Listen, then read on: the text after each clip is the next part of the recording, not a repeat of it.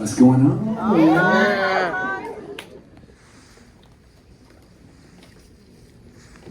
man. Good to meet y'all. 94.7 The Wave.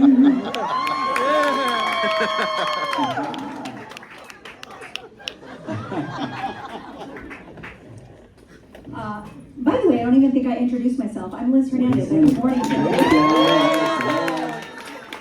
What's up, fam? I was just saying, this is my first event at the Helpful Honda Sound Space, and how special that it gets to be with you, John. That's what's up, absolutely. Yeah. It is very special. Thank you so much. It means so much to me because I am a fan. Thank you, Liz. You've been so supportive of my career over so many years. It's been 30 years in this game right here. So, you've seen me since the beginning. We started together. Yes. Back in '95. So. Yes. Well, that is the perfect segue because you've said we've gone this long together and still got love. And I want to know what you think keeps that connection going with your fans. 3 decades, John. It's incredible. Well, thank you, everybody, first of all. Everyone who came tonight, thank you so much. Could have been anywhere else, but you decided to be with us. And this album, for all those who haven't enjoyed it yet, this is 11 songs. It just, you know how I do. I just tell you how I see it. I tell you how I feel it. And I welcome you to my world in terms of whatever I'm on, in my life. And God gave me that gift of music, to be able to express myself both emotionally and, just as far as just really just kind of say how I feel, all around. And I love the fact that I have this close relationship with my audience, that you guys trust me. You trust me to play my music for your kids, to be able to raise your kids up. A lot of the young folks are starting to show up to my shows. I mean, my mom showed me your music. Some of their kids were major, John. I'm just so honored, Yeah. What's something you know now as an artist, or even as a man, that you wish you could have shared with John B. from Bonafide in '95? I would have just said, don't listen to what people say. They don't know anymore. I said, why not just go ahead? I started with don't, No, I would just basically say, stay in your bag, man. Stay believing in yourself. Be your biggest fan, because ultimately that belief is what got you this far. And it will get you the rest of the way too as well. And has stood the test of time. You have artists like The Weeknd, Drake, and Chris Brown sampling your music. How good does that feel to have your sound woven into today's R&B? It's incredible. What a cool way to live vicariously through someone else as well, and just to be able to be a fly on the wall to what they're doing creatively, however it is, that you get to fit into it. I think that's a wonderful thing. Like I said, just to be remembered in any way from, the people who have related to my music. Whether you like to play my music in your life or whether you want to sample my music and use it as your own. I'm complimented by the whole way, from the little bits to the big bits. You are a legend, John. Respect. Legends don't die. That's right. Thank you.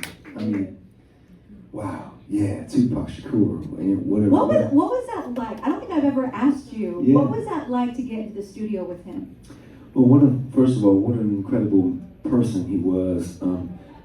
He was an exceptional artist, to say the least, from being, an amazing rapper to being a lyricist, because he wrote everything himself. Yeah. But he was also a poet as well, and he was also an incredible actor. So there's all kinds of personalities in this guy, but one of the most. But when he's one-on-one with John, Yeah. because I can only imagine how present he was. He was, and he was very motivated to do some music. He was just, from the moment I met him, I started playing him tracks. I met him at the How Do You Want It video shoot, his song, How Do You Want It? How does it feel? And Casey and JoJo were there, and Johnny J, the producer of the beat for Are You Still Down, was there. And I hadn't, heard Are You Still Down or anything like that before. So I played him, before I even knew he had a beat, I played him my stuff, and right away Tupac started freestyling my music. So then Casey and JoJo were on the side, kind of like, oh man, y'all got something right there, you need to take that in the studio, you know? And so about 2 weeks later, I got a call, and they were like, yo, pull up. And I went down there, and we cooked up. Are You Still Down with a matter of hours. It was 2 or 3 hours. I heard the beat because I played him some stuff and he played me that beat and I was like, hands down, that's it. That's it right there. But we were going back and forth, you know, on melodies and lyrics, and you know, I was just kind of like riffing, and he's like, what you want to write? What do you want to write about, you know? And I said, this sounds like reminiscent joint, like you asking her like, what's up? Like he's like, oh, you mean, are you still down? Yeah, like that, you know. Oh, this is amazing because this is what I love. Pulling their shirts off. I'm like, where are those men at? Yeah. Oh my God. Because Tell the truth, Liz. you collaborate with Tank on the new album Waiting on You, and it brought back 90s R&B, the harmonies we rarely get to hear today. And that's, you know, something I was really excited to pick your brain on, because what do you think we've lost and gained with today's R&B? I mean, you know, we always got to innovate and come up with a new way of freaking it, you know. So the rhythms have got a little bit more complex. The sound selection, not so much. I think we really have been loving the 808 for a long time now. So it's okay. We can let the 808 claps go and all that, the rolling hi-hats. We can let it go. We got enough of that. Let's go back to the basics. Man. You know what I mean? Where it was the guy on the drum set. You know what I mean? So no, I'm a little bit more vintage on this album. You know, I will say that can't speak for anybody else and what they're doing. You know, I'm not a hater. I'm a lover. So I never want to sound like I'm not feeling the energy that's out there. Because if you look hard enough, you'll find it. Leon Bridges is an incredible artist.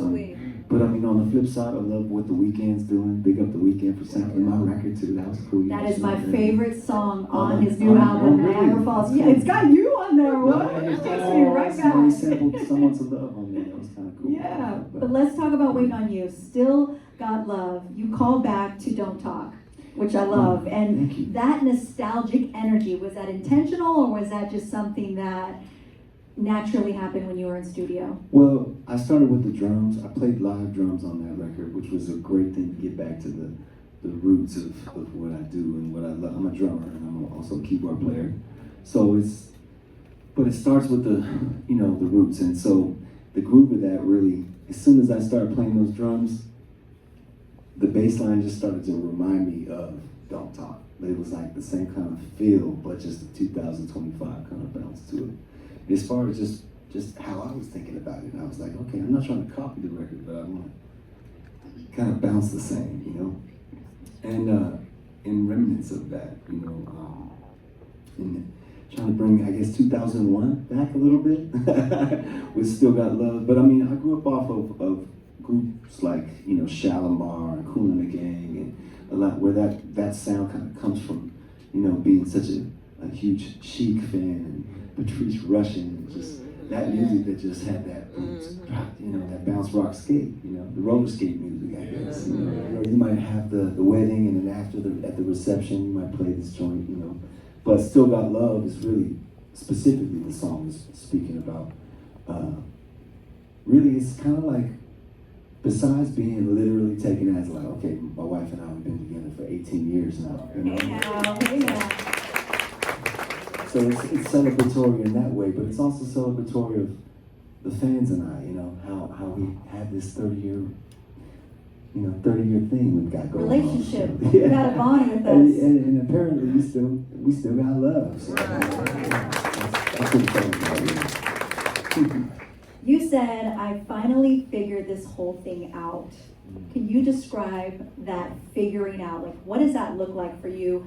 If it's musically, mentally, spiritually, what have you figured out? And let us in on it, John. Well, I mean, you know how you can take a walk and how the trees will just sort of just make you feel, if you're around trees, you're in the park or somewhere, maybe you're playing golf, I don't know if people play golf, whatever, but you're out in nature and you can feel a little calmer, being around trees and being in a really serene place.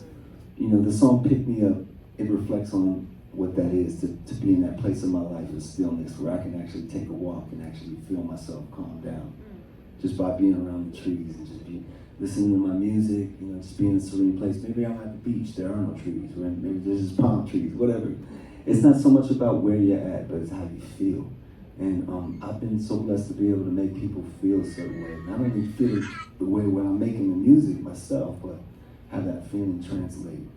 And that's the secret language that we speak together, you know. So I wanted to keep that relationship alive. And that's why I had to put this record out. It's been long enough. 10 years is a long enough time to wait, you know what I'm saying?